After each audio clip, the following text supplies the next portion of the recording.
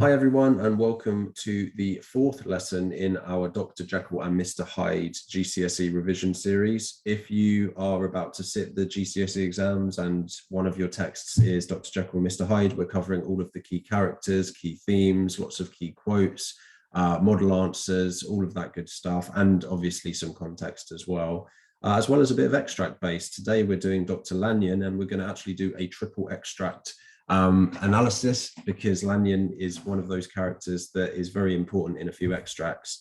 So we're going to analyze three of the key ones of that and get lots of quotes for you. So the first week we did Utterson, or did we do Jekyll first week? Either way, so far in the series we've done Utterson, Jekyll and Hyde character analyses. If you haven't watched those videos, I highly recommend you go back and watch them, because there's lots of great stuff on those characters. Today we're going to be doing Dr. Lanyon, and from next week I think we'll start to look at some of the key themes in the texts. So Dr. Lanyon, or Hasty Lanyon, this is the picture of him. I don't know how I feel about this. I think that's probably not a bad depiction of him actually, but yeah, so let's dive in as usual and talk about who he is, what he represents, that sort of thing first. So Hasty Lanyon, or Dr. Lanyon, is a dynamic deuteragonist. So deuteragonists are known as secondary characters. You know, he's not one of the main characters, but he is a secondary character. He is still very important. And the word or the suffix agonist means to affect or agonize the plot. So what happens to Dr. Lanyon and the role Dr. Lanyon plays in the novella actually affects the whole narrative. So he is a pretty important character. He's dynamic because he does change. He actually goes through effectively a full arc in some sense. You could argue it's like a transformation, not a full arc, but either way, how he ends up is dead, you know, so not great. And it's based on the experiences that he has in this novella that causes his demise. He represents science, not the science. He represents science, logic, and reason. So when you're talking about Dr. Lanyon in the exam, just remember that, or say a question on Dr. Lanyon comes up, you can talk about how he represents science, logic, and reason as one of your major sort of ideas or points. Now, one of the reasons why he represents science and logic and reason is because he's a highly respected doctor. He's also a Victorian gentleman, but it's the fact that he's a scientist and the fact that he's a doctor that I think is the most important bit for him.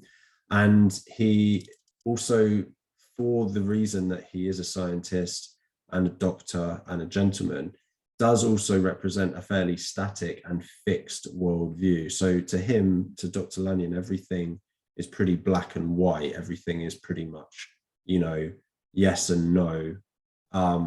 So when Dr. Jekyll in this fiction is able to transform himself into a different creature by drinking a potion, it destroys Dr. Lanyon's worldview, because to him everything is black and white.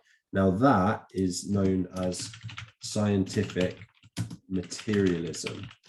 So he seems to be something of a scientific materialist. But what's really interesting about the change at the end, when he sees Mr. Hyde transform into Dr. Jekyll, is the fact that he shouts out to God. He says, "Oh God, oh God." And that repetition of that, it almost is suggesting that in the end, Dr. Lanyon realizes perhaps that there is more to the world than just materialism, just, you know, atoms and chemicals and stuff flying around. So it's a very interesting transformation. But that transformation at the end, that fall at the end of him realizing that there's more to the world than he thought, is what destroys him. So that's sort of an overview of Dr. Lanyon and who he is. And well, I didn't even tell you the basics, right? So he's really good friends. He's very, very old friends with Dr. Jekyll and also with Mr. Utterson. So the three of them are very friendly. But Dr. Lanyon has fallen out with Dr. Jekyll. And that is that final point. He is, in some sense, the antithesis or the opposite of Dr. Jekyll. So Dr. Jekyll, in some ways, has two different opposites, right? So Dr. Jekyll has the opposite morality through Mr. Hyde, So Dr. Jekyll is, fairly reasonable, respectable gentleman. Mr. Hyde is not. But Dr. Lanyon is almost the antithesis of Dr. Jekyll in terms of his scientific career and his worldview, because Dr. Lanyon is a pedant. That's a quote that Dr. Jekyll says about him. He says this, just a pedant, which means he's pedantic. He sticks to the rules. It's all black and white. So that's Dr. Lanyon, very black and white, whereas Dr. Jekyll is very much in the shades of grey. He's trying to push the boundaries of science. And this links really well to context, because at the time when this was written, in the sort of mid-late 1800s, you've got the discovery or the theory of evolution, right? So Charles Darwin, evolution, the idea that we perhaps share a common ancestor actually millions of years ago through primates, through evolution, constant progression up to this form.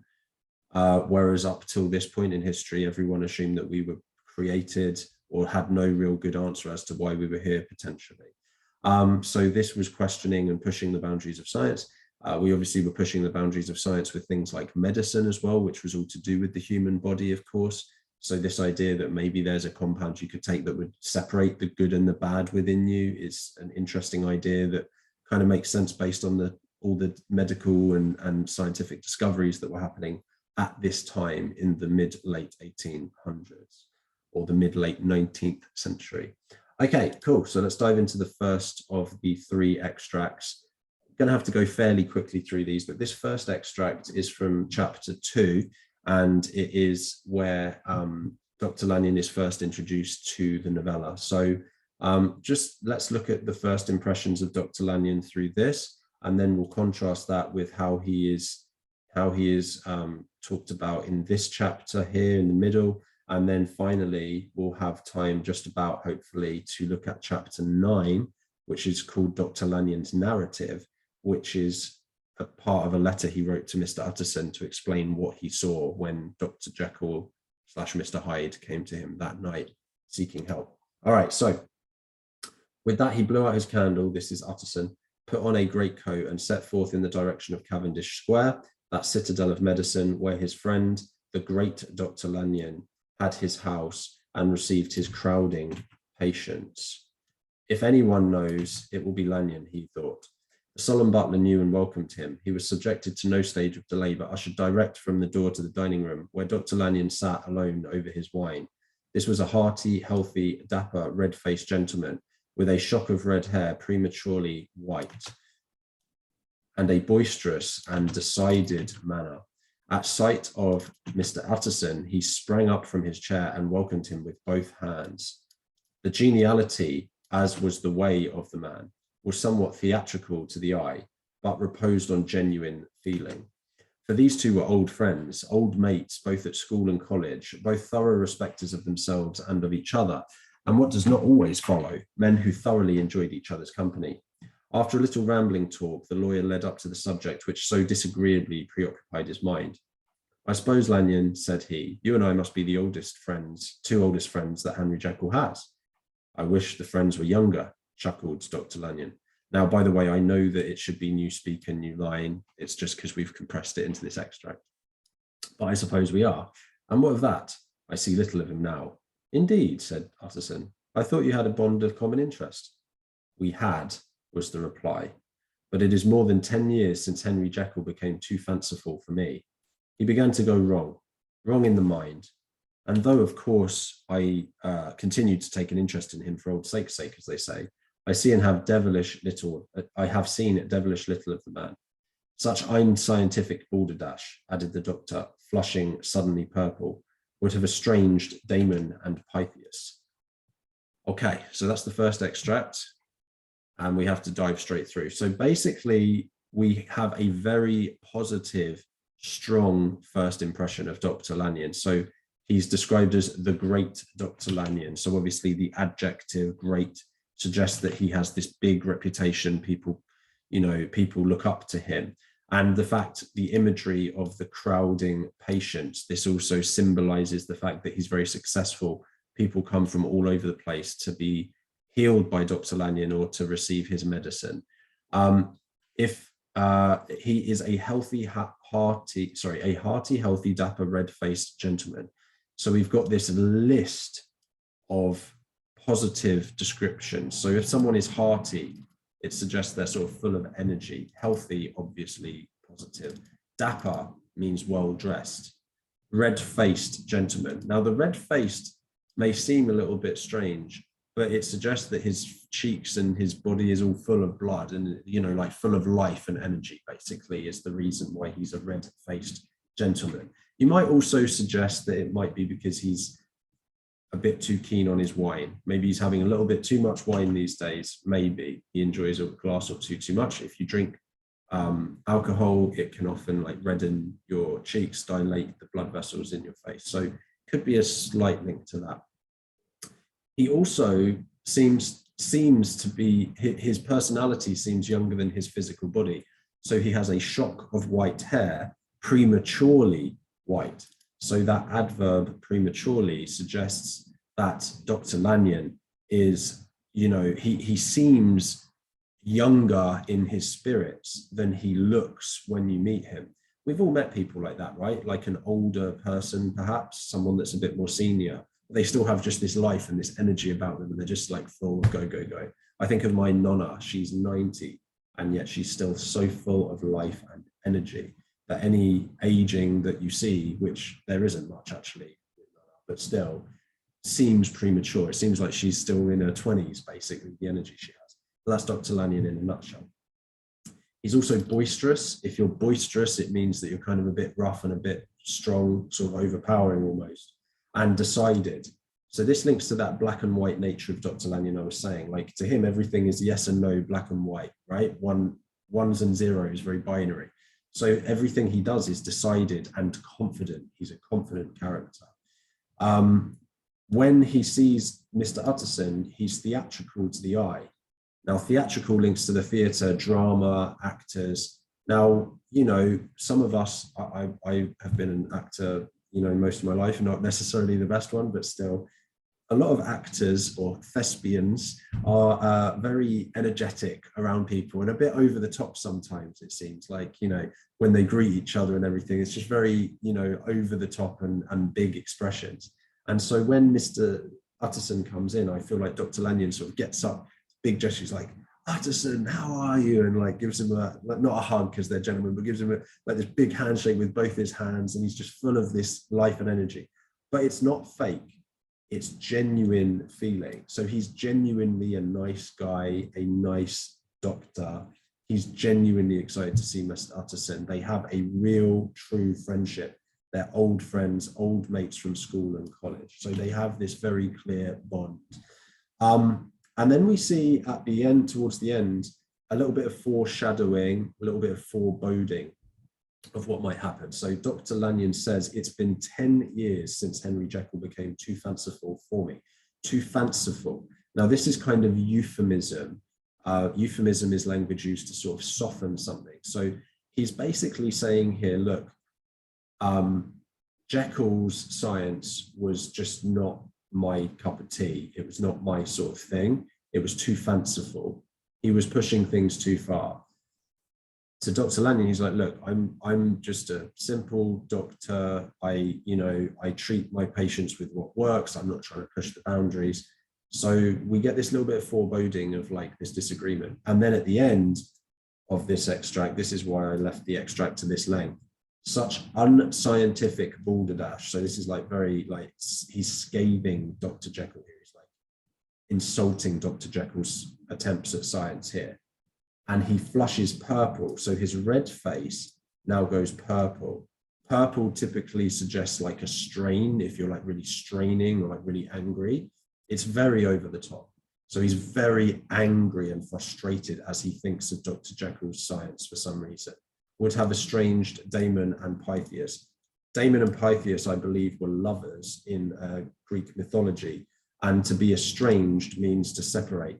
So he's basically saying that Dr. Jekyll's unscientific balderdash was so bad that even two best friends or a very close relationship would be separated based on it.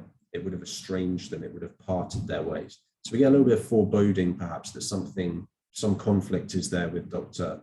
Jekyll and Dr. Lanyon. So that's the first extract.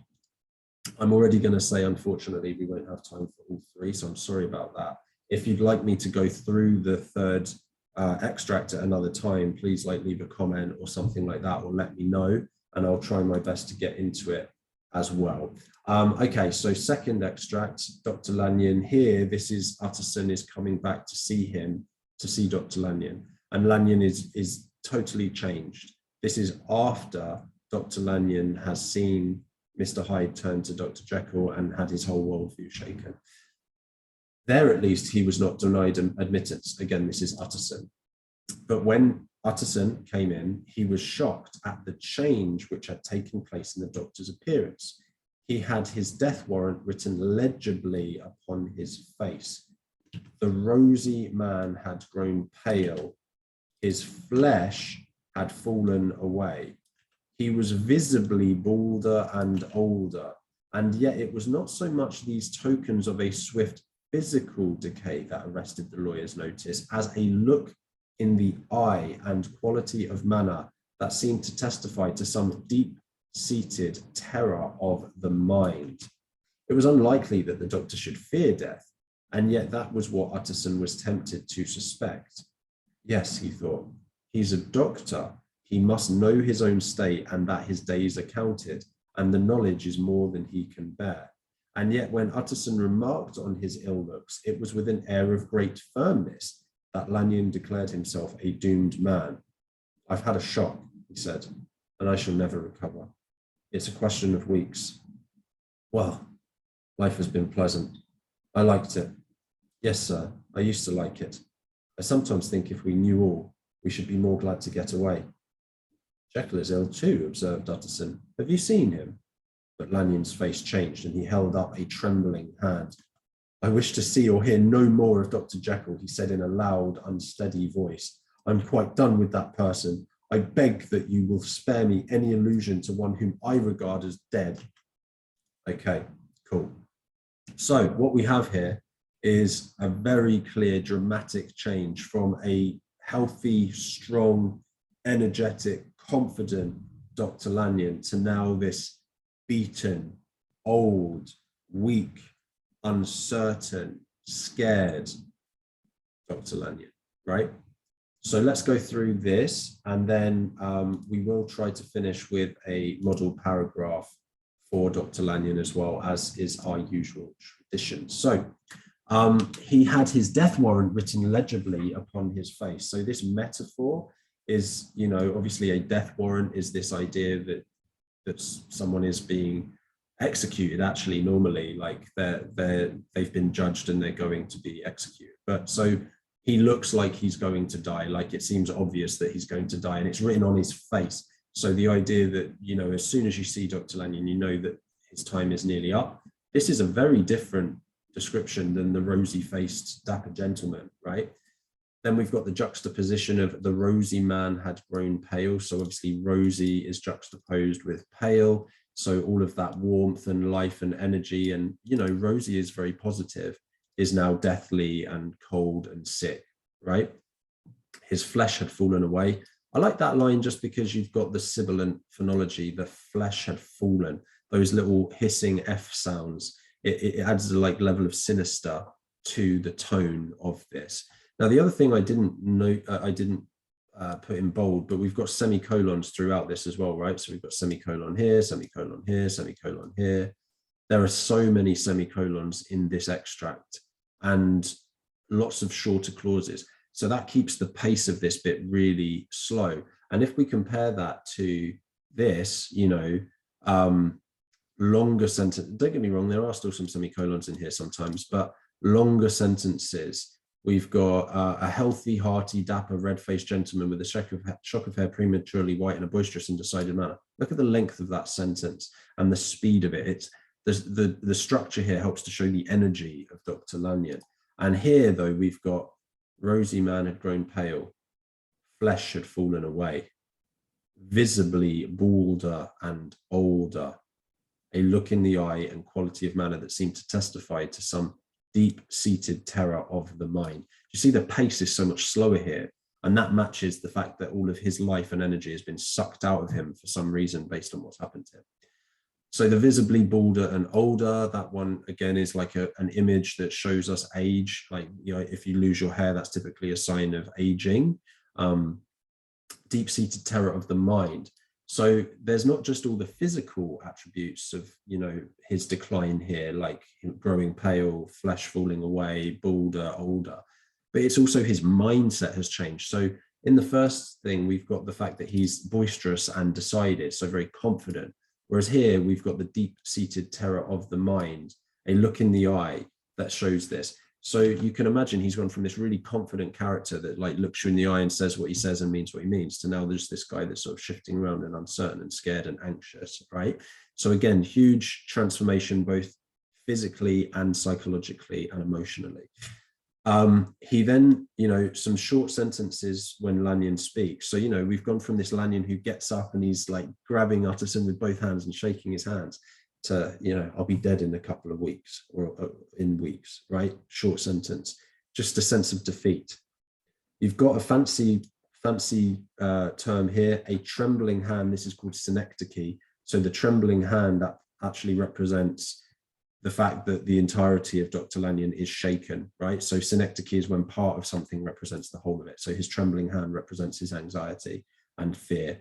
And a loud, unsteady voice. This is also kind of synecdoche, because his voice being unsteady represents he is unsteady. I beg you'll spare me any allusion to one whom I regard as dead. So this final comment is just so powerful and final. So he's gone from saying, look, Dr. Jekyll, he does a lot of unscientific balderdash, but I still keep an interest for old sake's sake. I take an interest in him. Yeah, that's now, he's dead to me. I regard him as dead. Yeah, that's pretty extreme to go, you know, imagine one of your close friends now. Imagine some falling out happens between you to the point that you're like, oh, they're dead to me. Imagine what would have to happen for something like that. It's crazy. Okay, so we've got a few more minutes to do a model paragraph here. So what I think we will do is we will go through how Dr. Lanyon represents an uncertainty about the origin of, you know, basically not how science as it was developing also creates uncertainty for the Victorians. So one of the most significant ways that Dr. Lanyon is used by Stevenson within the novella is to highlight the growing uncertainty within Victorian society of man's place or human's place. When I say man's, I don't literally mean men, I mean literally humanity's place within the world. Dr. Lanyon is initially described as having a decided manner, and the subtext of this description is that as a doctor, Dr. Lanyon feels confident in the world around him and what is true and what is false.